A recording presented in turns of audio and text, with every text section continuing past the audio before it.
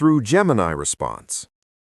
The document contains a biblical reading plan for April 6 through 12, followed by the text of Deuteronomy chapters 29 through 34 and Joshua chapters 1 through 5, primarily from the King James Version.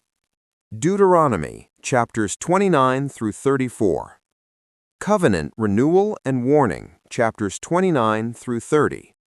Moses renews the covenant in Moab, reminding Israel of God's miracles in Egypt and the wilderness. He warns that forsaking the covenant to serve idols will bring curses, destruction, and scattering.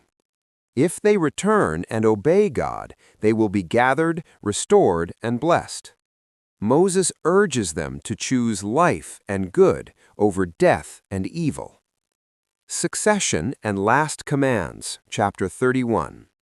Moses, at 120, announces he will not cross the Jordan River and commissions Joshua as the new leader.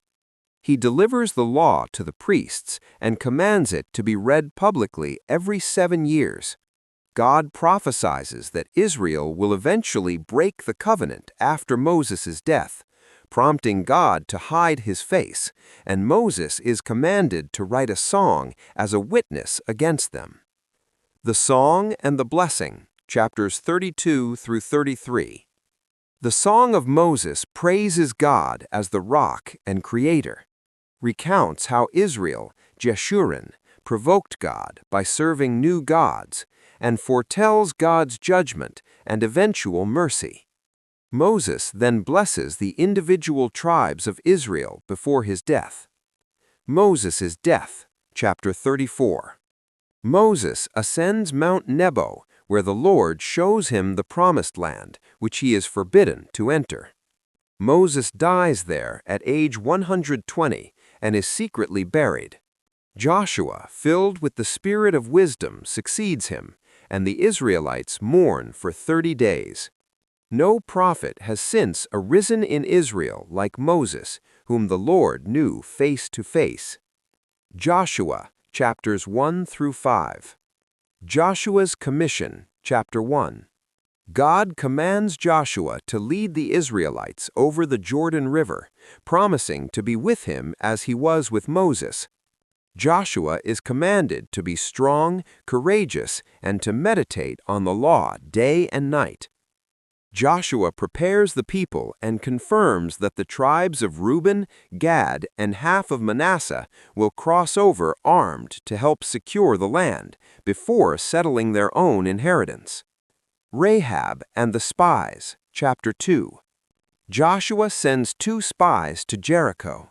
A harlot named Rahab hides them from the king of Jericho, confessing that the inhabitants are terrified because they heard God dried up the Red Sea and defeated the Amorite kings Sihon and Og. Rahab secures an oath from the spies to save her family when Israel conquers the city, marked by a scarlet thread in her window. Crossing the Jordan, chapters 3 through 4. The priests bearing the Ark of the Covenant step into the Jordan River, and the waters are miraculously cut off, standing up in a heap far upstream, allowing the people to cross on dry ground. 12 stones are taken from the riverbed and set up at Gilgal as a memorial for the children of Israel. Circumcision and Passover, chapter 5.